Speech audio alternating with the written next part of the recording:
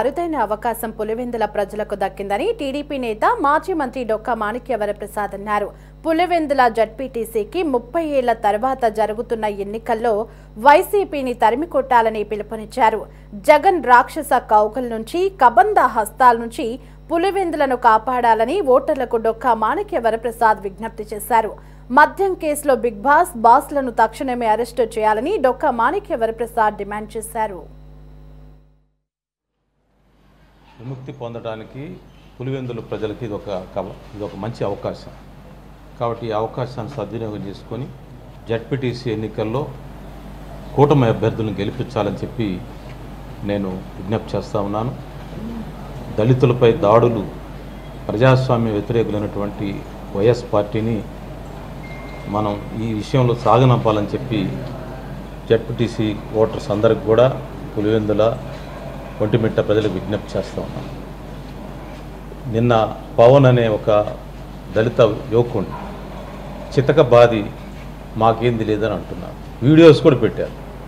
ఆ దుర్మార్గులు ఈరోజు మళ్ళీ దళిత వాడలకి వెళ్ళి ఓట్లు అడుగుతున్నారంటే దళితులను చంపి డోర్ డెలివరీ చేయటం, ఇళ్లలో పడేసి కొట్టి వీడియోలు తీయటం, ఈ విధమైన దుర్మార్గులు చేసిన వాళ్ళకి ఏ విధంగా ఓట్లు ఆడటం ఆపుకుంటుంది. కనుక ప్రజాస్వామ్యాన్ని రక్షించుకోవటానికి జగన్ కబంధ హస్తాల నుంచి, రాక్షస హస్తాల నుంచి, జగన్ రాక్షస కౌగిలి నుంచి పులివెందులో విడిపోవాలంటే, పులివెందుల ఫ్రీడమ్ పొందాలంటే, విముక్తి కావాలంటే ఇది సరైన అవకాశం. ఈ అవకాశాన్ని Pulivendula voters, ZPTC voters, Ontimitta voters మొన్న అసెంబ్లీ ఎన్నికల్లో, పార్లమెంట్ ఎన్నికల్లో ఏ విధంగా అయితే కడప జిల్లాలో ప్రజాస్వామ్య వాతావరణం ఉందో ఈరోజు అలాంటి ప్రజాస్వామ్య వాతావరణం ఉంది.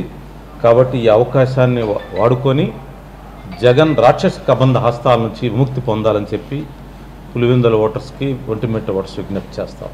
జగన్ గారు ప్రజాస్వామ్యం గురించి నిన్న మాట్లాడుతూ ఉన్నారు. విలాపం చెందుతున్నాడు ప్రజాస్వామ్యం గురించి.